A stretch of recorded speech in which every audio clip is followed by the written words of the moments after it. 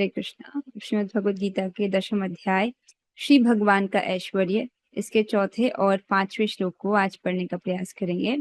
आज के दिन पूरा पढ़ पाना संभव नहीं हो पाएगा, देखते हैं हम कितना कर सकते हैं। माधुरी माता जी। बुद्धिर्ज्ञान असम्मोहः बुद्धिर्ज्ञान सम्मोह क्षमा सत्यम दमः शमः क्षमा सत्यम दमः शमा सुखम दुखम भावो अभावो सुखम दुखम भवो भावो भयं च भयमेव च भयं च भयमेव च अहिंसा समता तुष्टिस् अहिंसा समता तुष्टिस् तपोदानं यशो यशः तपोदानं यशो यशः भवन्ति भावा भूतानां अन्ति भावभूतानां मत्त एव पृथग् विधाः। मत्त एव पृथग्विधा। श्री भगवान इस श्लोक में कह रहे हैं, बुद्धि, ज्ञान, संशय तथा मोह से मुक्ति, क्षमा भाव, सत्यता, इंद्रिय निग्रह, मन निग्रह, सुख तथा दुख, जन्म, मृत्यु, भय, अभय, अहिंसा, समता, तुष्टि, तप, दान, यश तथा अपयश, जीवों के ये विविध गुण मेरे ही द्वारा उत्पन्न हैं। भगवान वर्णन कर रहे हैं जीवों के जो गुण हैं, जिनका गुणों का यहाँ पर वर्णन है, वो सब भगवान द्वारा ही उत्पन्न है। आइए अन्वय को देखेंगे। बुद्धि, बुद्धि अर्थात सूक्ष्म अर्थ को निश्चय करने की शक्ति। किसी बात को बोला जा रहा है, उसमें जो सूक्ष्म बात है उसको समझ पाने की शक्ति को बुद्धि कहते हैं। बुद्धि। ज्ञानम, यहाँ पर ज्ञान का अर्थ कौन सा ज्ञान है? आत्म अनात्म विवेक, आत्मा और शरीर का ज्ञान। ये समझना, व्यक्ति देखता है कि मैं ये शरीर नहीं हूँ, ये हार्ड कंकाल से बना हुआ, मांस मज्जा से बना हुआ शरीर मैं नहीं हूँ, मैं इससे अलग हूँ। इस प्रकार से आत्मा और पदार्थ का ज्ञान, इसको ज्ञान बोला गया है। जो विश्वविद्यालयों स्कूलों में जो ज्ञान है उसको ज्ञान यहाँ पर नहीं बोला गया है। असम्मोह अर्थात व्यग्रता का अभाव, मतलब वो मोह से रहित है, ऐसा भाव। क्षमा अर्थात सहिष्णुता, सहन करने की जो शक्ति है। देखिए, जीवन में कठिनाइयां तो आती जाती रहती हैं, उतार चढ़ाव चलते रहते हैं, लेकिन व्यक्ति को दोनों में सहिष्णु होना चाहिए, सहनशील होना चाहिए और सम रहना चाहिए। तो यहाँ पर कौन से गुण की बात हो रही है? क्षमा, क्षमा करने का गुण। प्रभुपाद जी प्लेन में जा रहे थे अपने शिष्यों के साथ, तो उनके शिष्यों ने देखा कि सामने एक पैसेंजर है एरोप्लेन में, जो कि सिगरेट पी रहा था। तब तो तब उनके शिष्य जो होते हैं उस व्यक्ति को मना करते हैं कि अरे आपको सिगरेट नहीं पीना चाहिए। तो प्रभुपाद जी कहते हैं उस स्थिति में कि हम सहन कर सकते हैं। आप समझ रहे हो आशय? मतलब लोग ऐसा करेंगे ही बर्ताव जो आपको पसंद नहीं है, ऐसी घटनाएं घटती रहेंगी, लेकिन उन सब के होते हुए भी व्यक्ति को सहिष्णु होना है, सहनशील होना है। सत्यम, उसमें भी वाचो वेगम, 6 प्रकार के वेग होते हैं, जिसमें पहला वेग बोला जाता है वाचो वेगम, अर्थात वाणी का वेग। वाणी का वेग होता है, तो जो लोग भक्ति कर रहे हैं वो तो अपने वाणी के वेग को सीमित करने का प्रयास करते हैं, ठीक है। लेकिन जो लोग भक्ति नहीं कर रहे वो तो वाणी का वेग खुला ही है, तो कोई भी कभी भी कुछ भी बोल सकता है। आपको आपको उससे प्रभावित नहीं होना है, उसको सहनशील होके दिखाना है। मतलब उन बातों से, जो सामने वाले ने जो वाणी का वेग आप पर छोड़ा है, उससे प्रभावित नहीं होना है, सहिष्णु बने रहना है। सत्यम अर्थात सत्य वचन, सत्य बोलना। दम अर्थात इंद्रियों का संयम, जो बाह्य इंद्रियों के संयम को कहते हैं दम, ठीक है। दम का क्या अर्थ होता है? दम अर्थात बाह्य इंद्रियों का संयम करना। क्षमः अर्थात अंतःकरण का संयम, जिसमें मन आता है। क्षमा अर्थात मन का निग्रह, अपने मन को नियंत्रित करना, ये गुण। सुखम, बहुत सुंदर सुंदर एक एक गुण की व्याख्या की है प्रभुपाद जी ने अपने तात्पर्य में। हम एक एक गुण को विस्तार से उनके तात्पर्य में पढ़ेंगे। बहुत सुंदर सुंदर व्याख्याएं की हैं। सुखम अर्थात सुख, दुखम अर्थात दुख, भव अर्थात जन्म, अभाव अर्थात मृत्यु। तो सुख दुख जन्म और मृत्यु। भयम च अभयम, भय और अभय, ये दोनों, भय भी और अभय भी। अहिंसा, समता, तुष्टि अर्थात संतोष, तप अर्थात वेदोक्त काय क्लेश, मतलब जिस प्रकार से शास्त्रों में वर्णन है उस प्रकार से तपस्या करना, वांछित तपस्या करना। ऐसे तपस्या नहीं जैसे कि कुछ लोग क्या करते हैं, 12 साल तक एक हाथ खड़ा करते हैं, उससे क्या हुआ, कुछ होते हैं ना बाबा जी लोग 12 साल तक हाथ खड़ा कर देते हैं, या बड़े बड़े नाखून बना लेते हैं, नाखून काटते ही नहीं है। क्या ऐसे करने से उनको ज्ञान हो जाएगा कि भगवान कृष्ण है और हमको उनकी भक्ति करनी चाहिए, हम उनके दास हैं? इस प्रकार की तपस्या का वर्णन यहाँ पर नहीं किया जा रहा है। जिस प्रकार से शास्त्र में जो उक्ति है उस प्रकार से जो है वैसी तपस्या को करना, वांछित तपस्या को करना। दानम अर्थात दान, दान करना, सत्पात्र को दान करना। यश और अयश, यश और अपयश। भूतानाम, प्राणियों के, एतानि ये समस्त, पृथक विधा भाव, विभिन्न प्रकार के भाव, मत्त एव भवन्ति, मुझसे ही उत्पन्न होते हैं। तो ये सभी भाव जो प्राणियों के भाव हैं अर्थात जीवों के जो गुण हैं, ये सभी भगवान से उत्पन्न होते हैं, ये कह रहे हैं। अब हम एक बार श्लोक भी देख लीजिए। बुद्धि ज्ञान असमोह, बुद्धि ज्ञान असमोह अर्थात संशय रहित होना, क्षमा, क्षमाशील होना, सत्यम, दम अर्थात इंद्रियों का निग्रह, शम अर्थात मन का निग्रह, मन को भी वश में रखना, सुख और दुख, भव अभाव अर्थात जन्म और मृत्यु, भयम चा भयमेव च, भय और अभय, ये दोनों भी। अहिंसा, समता, तुष्टि, अहिंसा, समता, तुष्टि अर्थात संतोष, तपो दानम यशो यश, तपस्या जो है, दान है, या यश है या अपयश है। भवंती भाव भूतानाम, जीवों के जो ये गुण है, मत्त एव पृथक विदा, मेरे ही द्वारा उत्पन्न है, इस प्रकार से भगवान वर्णन कर रहे हैं। अब एक एक गुण की व्याख्या करते हैं प्रभुपाद जी अपने तात्पर्य में, जो बहुत अच्छा है, और वो हम पढ़ेंगे अभी। अनुवाद और तात्पर्य। कृष्ण कृपा मूर्ति श्री श्रीमद एसी भक्ति वेदांत स्वामी प्रभुपाद द्वारा। तो प्रभुपाद जी बताते हैं कि जीवों के अच्छे या बुरे गुण कृष्ण द्वारा उत्पन्न हैं और यहाँ पर उनका वर्णन किया गया है। ठीक है, स्पष्ट है। बुद्धि का अर्थ है नीर क्षीर विवेक करने वाली शक्ति। नीर क्षीर विवेक समझ रहे, नीर मतलब जल, क्षीर मतलब दूध, दूध का दूध, पानी का पानी, आपने सुना होगा, दूध का दूध पानी का पानी हो जाना। तो बुद्धि का अर्थ है व्यक्ति समझ पाए सार असार बात को, उस ऐसी जो शक्ति है उसको बुद्धि कहते हैं। समझ आ रहा है?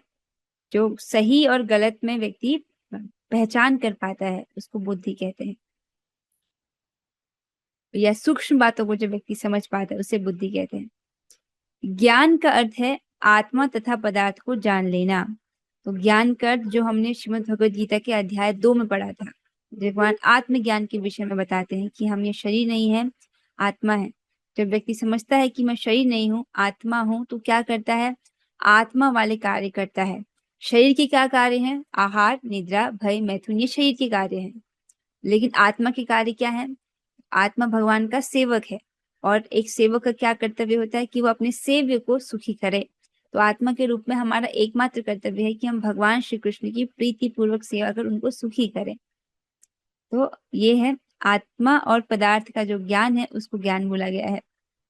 विश्वविद्यालय की शिक्षा से प्राप्त सामान्य ज्ञान पदार्थ से संबंधित होता है, यहाँ इसे ज्ञान नहीं स्वीकार किया गया है।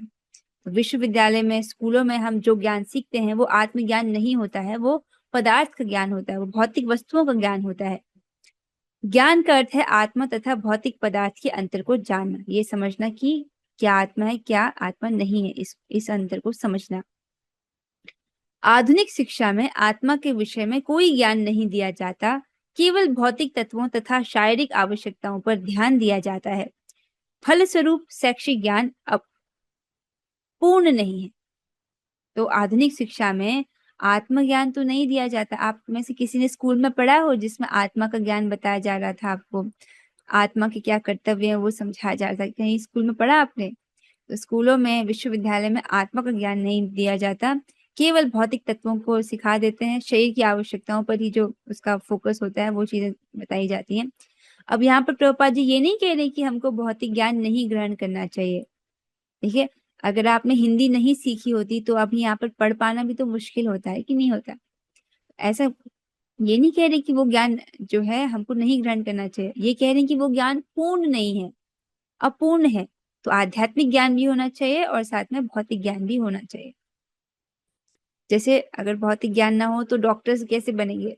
वैसे तो शास्त्र में जितनी भी डॉक्टर की जो विधि है, पहले हमारे शास्त्रों में तो सब प्रकार का ज्ञान है, चिकित्सा का ज्ञान भी उसमें है। तो मतलब भौतिक ज्ञान की भी आवश्यकता है, लेकिन वो पूर्ण ज्ञान नहीं है।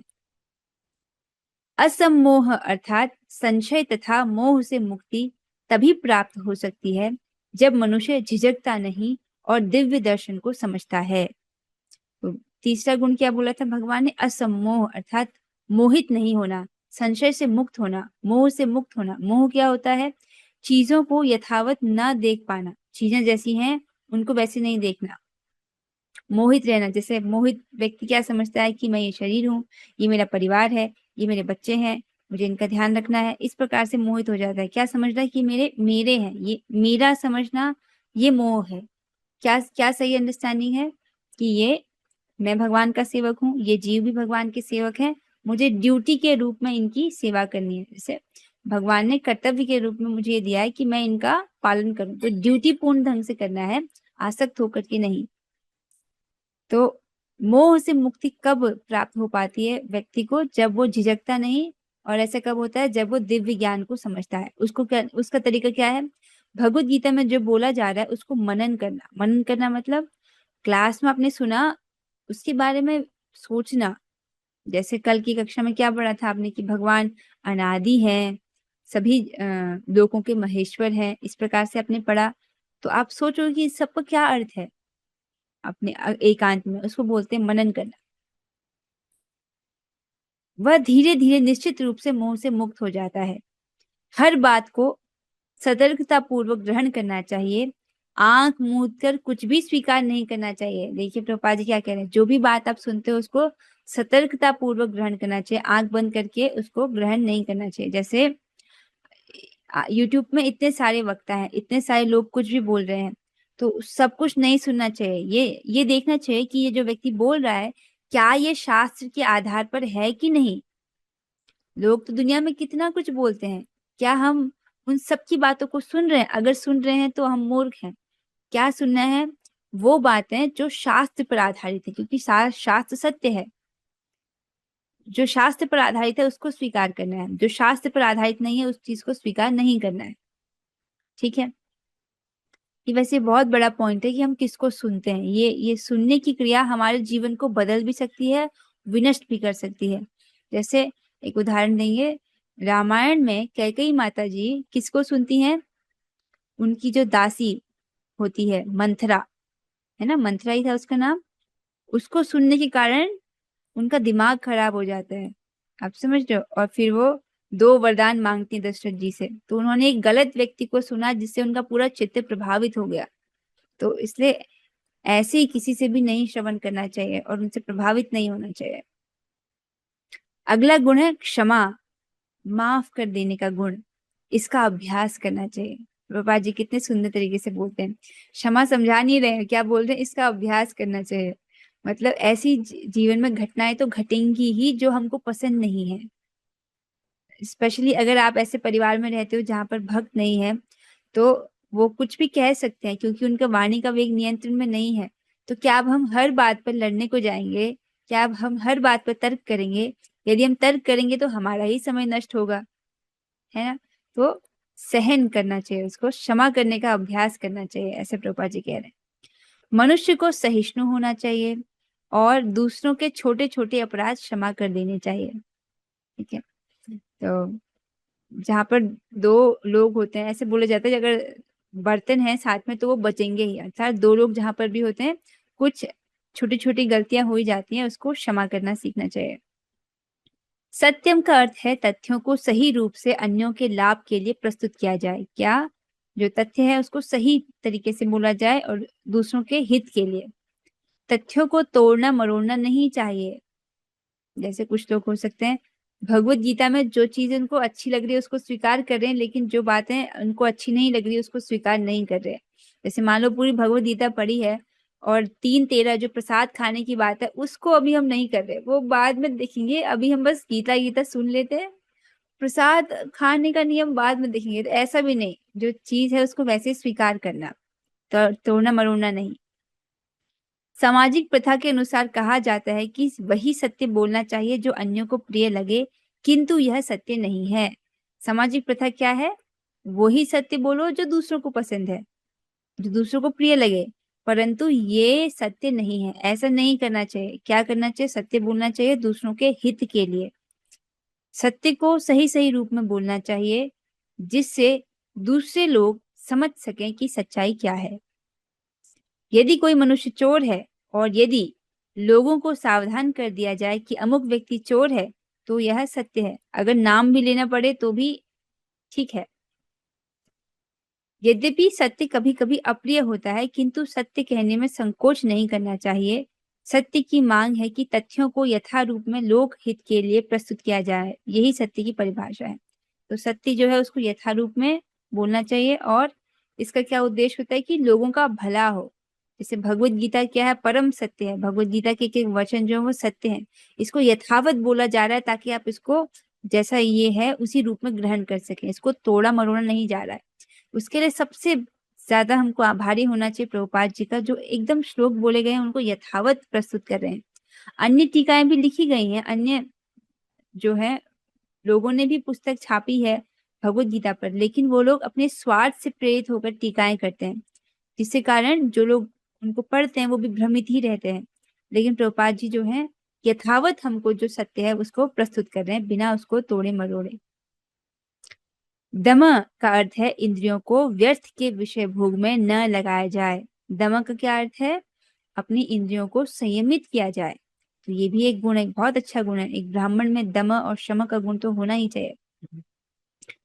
तो व्यर्थ के विषय भोग में ना लगाए, जितना शरीर आवश्यकता के लिए, शरीर निर्वहन के लिए आवश्यक है उतना स्वीकार करें, उसके अलावा जो है उसको स्वीकार ना करें। इंद्रियों को समुचित आवश्यकता की पूर्ति का निषेध नहीं है, किंतु अनावश्यक इंद्रिय भोग आध्यात्मिक उन्नति में बाधक है। तो क्या बोल रहे हैं यहाँ पर? देखिए, समुचित आवश्यकताओं की पूर्ति के लिए निषेध नहीं है। देखिए, 6 घंटा हमको सोना ही पड़ता है ना, तो 6 घंटा जो सोना है, सोना भी तो इंद्रिय तृप्ति है ना, हम अपनी इंद्रियों को तुष्ट कर रहे हैं, पर वो आवश्यक है। ठीक है, और प्रसाद पाना भी आवश्यक है। तो ये आवश्यक चीजों के लिए मना नहीं किया जा रहा है, लेकिन अनावश्यक इंद्रिय भोग जो है वो हमारी आध्यात्मिक उन्नति में बाधक बनते हैं, उनसे बचना चाहिए। फलतः इंद्रियों के अनावश्यक उपयोग पर नियंत्रण रखना चाहिए, जिसमें उपदेशामृत में परम पूज्य श्री रूप गोस्वामी जी महाराज समझाते हैं कि 6 वेग जो है उनको नियंत्रित करना चाहिए व्यक्ति को। पहला है वाचो वेगम, अपने वाणी के वेग को नियंत्रित करना चाहिए। हमारी इच्छा होती है ना कि कुछ भी बोले, लेकिन इसको नियंत्रित करना चाहिए, ध्यान रखना चाहिए कि कहीं मैं कुछ ऐसा तो नहीं बोल रही हूँ जो कृष्ण से इतर हो। अगर आप वही बोलेंगे जो कृष्ण से संबंधित हो, तब आप, हाँ, तब आप देखेंगे कि आप बहुत कम बोलने लगे हैं। जो लोग बहुत अधिक बोलते हैं, प्रजल्प करते हैं, वो कृष्ण से इतर बातें करते हैं। मैं सबकी बात नहीं कर रही हूँ, मैं भौतिकता व्यक्तियों की बात कर रही हूँ। तो ऐसा नहीं करना। पहला वेग कौन सा? अपने वाणी के वेग को संयमित करना है, और ये बहुत बहुत महत्वपूर्ण है। कई बार हम अपने वाणी के वेग को ना नियंत्रित करने के कारण कुछ परेशानियों में फंस जाते हैं। किसी को कुछ बोल दिया जो नहीं बोलना चाहिए था, क्रोध में आके कुछ कह दिया जो नहीं कहना चाहिए था, जिसके कारण व्यक्ति फिर क्लेश पाता है। इसलिए इसका भी अभ्यास करना है, वाणी के वेग को संयमित करने का। वाचो वेगम मनस, फिर है मन का वेग, मन के वेग को नियंत्रित करना। जिह्वा वेगम, अपने जीभ के वेग को नियंत्रित करना। जीभ का जो वेग है ये व्यक्ति को बहुत परेशान करता है, और इसको संयमित करने का तरीका बहुत आसान है। क्या है? प्रसाद खाना। वाचो वेगम मनस क्रोध वेगम, जिह्वा वेगम उदर उपस्थ वेग, और फिर है क्रोध का वेग। क्रोध का वेग तो बहुत मुश्किल होता है सहन करना। मैं भी मैं भी आपके समर्थन में होंगी। कभी कभी बहुत तेज गुस्सा आ जाता है, स्पेशली जिनके बच्चे हों, उनको तो ये इसका अनुभव ही होता होगा। फिर भी जो है उस वक्त हमको ये विवेक धारण करना चाहिए कि जब हम क्रोध करते हैं तो हमारे भजन का नुकसान होता है, हमारा भजन जो है उससे प्रभावित होता है। इसलिए कोशिश करना चाहिए कि गुस्से में अपने आप को संभालें। वाचो वेगम मनस क्रोध वेगम जिह्वा वेगम, जीभ के वेग, उदर उपस्थ वेगम। उदर जो है अर्थात पेट, पेट की डिमांड्स बहुत ज्यादा हो जाती है तो व्यक्ति मोटा हो जाता है। उसको वो नियंत्रण में लाया जा सकता है अगर प्रसाद खा जाए। और उपस्थ का वेग अर्थात जेनिटल्स का जो वेग है, उसके कारण भी व्यक्ति बहुत परेशान रहता है। लेकिन उधर उपस्थ का वेग बहुत आसानी से नियंत्रण में आ जाता है अगर व्यक्ति केवल प्रसाद ही खाए। अगर केवल प्रसाद खाए तब उदर का वेग भी और उपस्थ का वेग भी व्यक्ति के नियंत्रण में आ जाता है। तो भोजन के मामले में बहुत सतर्क होना पड़ता है। कहीं से भी कुछ भी नहीं खाना है, प्रसाद ही खाना है और जल भी प्रसादम, जल ही पीना है। तो अगर आप इसको कड़ाई से पालन करते हो तो आप इसके चमत्कारिक प्रभाव अपने जीवन में देख सकते हैं। इसी प्रकार मन पर भी अनावश्यक विचारों के विरुद्ध संयम रखना चाहिए। इसे शम कहते हैं। शम दम क्या होता है? दम अर्थात बाह्य इंद्रियों का नियंत्रण। अब शम क्या होता है? मन का नियंत्रण। मन का नियंत्रण। तो मन में जैसे हमारी आंखें कुछ ना कुछ देखना चाहती हैं, कान कुछ ना कुछ सुनना चाहते हैं अच्छा, वैसे हमारा एक इंद्रिय है मन, वो कुछ ना कुछ सोचना चाहता है। आप ऑब्जर्व करना, मन कुछ ना कुछ विचारधारा को प्रस्तुत करता रहता है। तो ऐसे मन में जो अनावश्यक विचार हैं, ये विरुद्ध, इनके विरुद्ध संयम रखना चाहिए। जो विचार उठ रहे हैं उनको संयमित करने का प्रयास करना चाहिए। इसको शम कहते हैं। अब प्रभुपाद जी एक बहुत प्रैक्टिकल बात कह रहे हैं कि देखो, मनुष्य को चाहिए कि धन अर्जन के चिंतन में ही सारा समय न गवाए। सारा समय ये सोचते ना रहे कि पैसे कैसे आएंगे, मेरा पालन कैसे होगा, इस विषय में चिंतित ना रहे। ठीक है। कई बार मन में बहुत सारी टेंशन रहती हैं, बहुत सारी चिंताएं रहती है, व्यक्ति सोचता रहता है। इस सोच को कम करने के लिए एक बहुत सुंदर सा उपाय है। आप देखिए, होता है ना, मन में बहुत सारी टेंशन चलती रहती है, आप उसको व्यवस्थित कर सकते हो अपने अ, चेष्टाओं को। आप देखिए, अपने दिन की प्रायोरिटी डिसाइड कर लीजिए। पहली प्राथमिकता यही होती है कि मेरा आज का भजन हो जाए, आज इतना इतना नाम जप हो जाए, ये कथा श्रवण हो जाए, भगवान को प्रणाम हो जाए, या जो भी आप स्तोत्र या पाठ पढ़ते हैं वो पाठ हो जाए। इस प्रकार का प्रायोरिटी वन पे ये रखना चाहिए। इतनी बार स्नान करना, ये स्नान हो जाए। ठीक है। तो ये तो पहली प्राथमिकता। दूसरी प्राथमिकता है आज के दिन का शरीर निर्वहन के लिए आवश्यक कार्य, जिसमें आपका क्या आ जाता है? आपका आहार, आपका स्नान, कपड़े धोना, नींद, 6 घंटे की नींद भी तो शरीर निर्वहन के लिए आवश्यक है। घर की साफ सफाई भी आज के शरीर निर्वहन के लिए आवश्यक है। तो ये सब दूसरी प्राथमिकता में आ गए। फिर तीसरी प्राथमिकता होती है भविष्य में शरीर निर्वहन के लिए आवश्यक कार्य। समझ रहे हैं? कई बार हमारा मन न जाने कौन कौन से विचार प्रस्तुत करने लगता है। आप देखिए कि आप किस चीज, इनमें से कौन सी कैटेगरी की चीज को मैं आप चिंता कर रहे हो। क्या वो भक्ति के रिलेटेड चिंता कर रहे हो कि अरे आज मेरा भजन हुआ कि नहीं, इस बारे में सोच रहे हो? या आप सोचो कि आज के शरीर निर्वहन के लिए परेशानी है, उसमें सोच रहे हो? या आपका मन कुछ भविष्य में कहीं ऐसा ना हो जाए, वैसा ना हो जाए, उस विषय में चिंतित हो रहा है? इस प्रकार से देखिए। तो अगर आप, तब आप देखेंगे, आप पाएंगे कि मोस्ट ऑफ द टाइम हम तीसरी वाली चीज के कारण अधिक चिंतित रहते हैं, क्योंकि भय तो भविष्य में कुछ अनहोनी ना हो जाए उसके कारण भयभीत रहता है चित्त। तो अगर ऐसा है तो आप अपने आप को समझाइए कि आज, मतलब अगर आप आज के शरीर निर्वहन के लिए आवश्यक चीजें हैं आपके पास, तब भविष्य में शरीर निर्वहन के लिए आज चिंतित होना समझदारी का काम नहीं है। क्योंकि चिंतित होने से थोड़ी कुछ काम बनता है, वो तो कर्म करना पड़ेगा ना उसके लिए। तो व्यक्ति को, मतलब जो भी शरीर निर्वहन के लिए जो आवश्यक कार्य है वो करना पड़ेगा ना, चिंतन करने से थोड़ी होता है।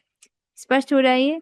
आप अपने मन को देखिए कि आपका मन इन तीनों में से कौन सी जगह जा रहा है, और फिर बुद्धि से अपने आप को संयमित कीजिए। अगर भविष्य के बारे में चिंतित हो रहा है तब आप आज के दिन पर फोकस कीजिए और अपनी आज की भक्ति इसको अच्छे से कीजिए। हाँ, कहाँ थे हम?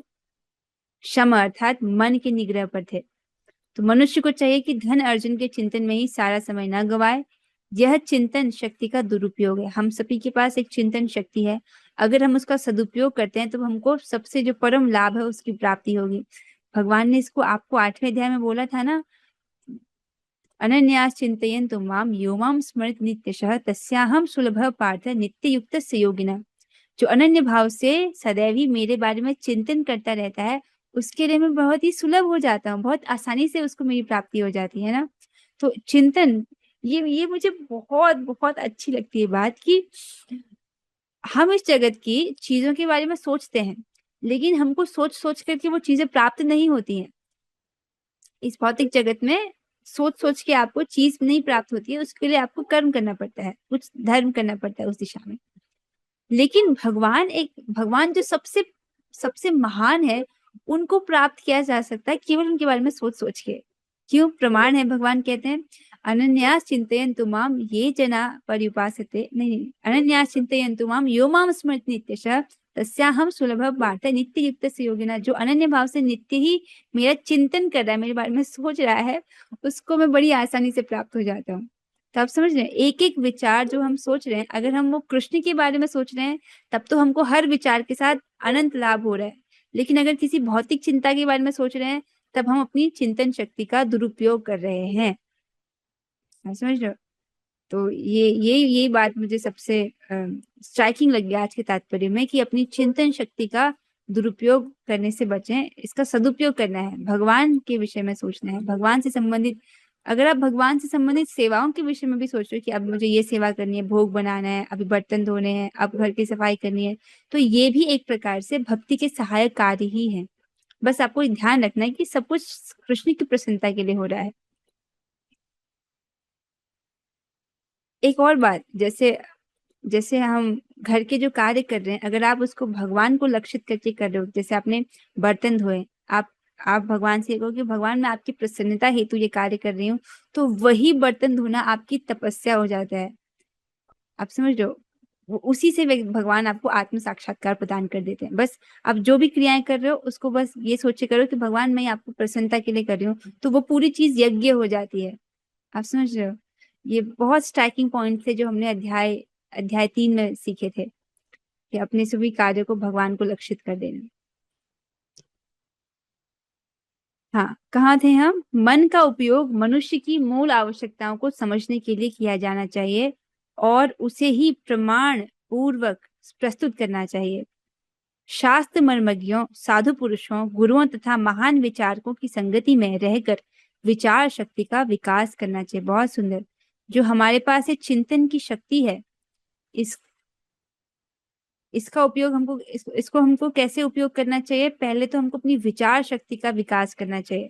जब भी हम चिंतन करते हैं तो बुद्धि का मन पर निग्रह होता है, हमारी बुद्धि भी होती है। लेकिन अगर आपकी बुद्धि शास्त्र के द्वारा पोषित है, आप शास्त्र श्रवण कर रहे हो नियमित रूप से, आचार्य की बात सुन रहे हो, तब आपका जो चिंतन है, आपको आपको विचार शक्ति प्राप्त होती है। आप अच्छा चिंतन कर सकते हो, अपने मन पर बेहतर निग्रह कर सकते हो। उसके लिए नियमित रूप से शास्त्र श्रवण करना बहुत आवश्यक है। क्या करना चाहिए? प्रभुपाद जी कह रहे हैं अपनी विचार शक्ति का विकास करना चाहिए। उसके लिए क्या करना चाहिए? जो शास्त्र मर्मज्ञ हैं, साधु पुरुष हैं, गुरु हैं, उनके प्रवचनों को सुनना चाहिए। अर्थात जो गीता भागवत में जो है प्रभुपाद जी जो बोल रहे हैं, इनको सुनना चाहिए। इससे हमारी विचार शक्ति जो है होती है, उसका विकास होता है। फिर हम जो है अपनी जो चिंतन शक्ति है उसका सदुपयोग करने के लिए और सशक्त हो जाते हैं। ठीक है, आज हम यहीं तक पढ़ेंगे। इससे आगे जो है हम कल पढ़ने का प्रयास करेंगे।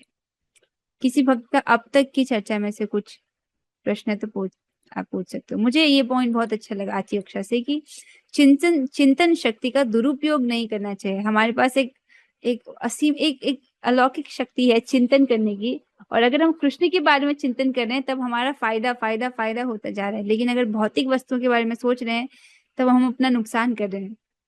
ठीक है, तो इसके साथ हम यहीं पर आज की चर्चा को विश्राम देंगे। हरे कृष्णा हरे कृष्णा हरे कृष्ण हरे कृष्ण हरे राम हरे राम राम हरे राम राम राम राम हरे राम हरे। हरे हरे कृष्णा हरे कृष्णा कृष्ण कृष्ण कृष्ण हरे हरे हरे हरे हरे राम हरे राम राम राम राम हरे हरे हरे कृष्ण कृष्णा हरे कृष्ण कृष्ण हरे हरे हरे हरे हरे हरे राम राम राम हरे राम हरे। हरे श्रीमद् भगवत गीता की जय, जगत गुरु श्री प्रभुपाद की जय, नामाचार्य श्री हरिदास ठाकुर की जय, धाम वृंदावन की जय, और गौर श्री वृंदावन। हरे कृष्णा। हरे कृष्ण माता जी। आप सभी का बहुत बहुत धन्यवाद।